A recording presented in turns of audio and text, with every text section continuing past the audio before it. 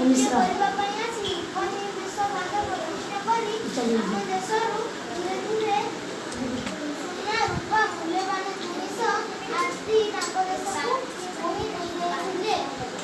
ତାପରେ ସେମାନେ ଆମକୁ ଶାସନ କରିବାକୁ ଲାଗିଲେ। ସେମାନେ ଆମକୁ ଘୃଣା କରୁଥିଲେ, ପଶୁ ପରି ବ୍ୟବହାର କରୁଥିଲେ। ସେମାନେ ଆମକୁ କୀଟଦାସ କରି ଖଟାଉଥିଲେ। ଇଂରେଜମାନେ ଗୋଡ଼ାଇବାରୁ ଭାରତୀୟ ଲୋକମାନଙ୍କୁ ସେମାନେ ଘୃଣା କରୁଥିଲେ। କେହି ଏହାର ପ୍ରତିବାଦ କରୁଥିଲା ତେବେ ତାକୁ ପ୍ରହାର, ଲାଠି ମାଡ଼ ଆଦି ସହିବାକୁ ପଡୁଥିଲା। କିନ୍ତୁ ଏସବୁକୁ ଖାତିର ନ କରି ଭାରତୀୟମାନେ ପ୍ରଥମେ 1857 ମସିହାରେ ସିପାହୀ ବିଦ୍ରୋହ କରିଥିଲେ।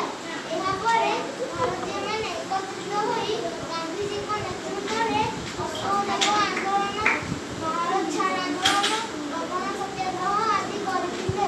ଭାରତକୁ ସୁଯୋଗ୍ୟ ସନ୍ତାନ ସୁଭାଷ ଚନ୍ଦ୍ର ବୋଷଙ୍କ ସ୍ୱାଧୀନତା ଦେବୀ ଓ ଲାଲ ବାହାଦୁରଙ୍କ ବନ୍ଦେ ମାତରମ୍ ଆଦି ସ୍ଲୋଗାନରେ ଭାରତୀୟମାନେ ପ୍ରଭାବିତ ହୋଇଥିଲେ, ଯାହାଫଳରେ ଇଂରେଜମାନଙ୍କୁ ଆମ ଦେଶରୁ ବିତାଡ଼ିତ କରିବା ପାଇଁ ପ୍ରଚେଷ୍ଟା ଥିଲା। ଶେଷରେ 1947 ମସିହା ଅଗଷ୍ଟ 14 ତାରିଖ ଦିନ ଇଂରେଜମାନେ ଆମ ଦେଶରୁ ଛାଡ଼ି ଚାଲି ଯାଇଥିଲେ।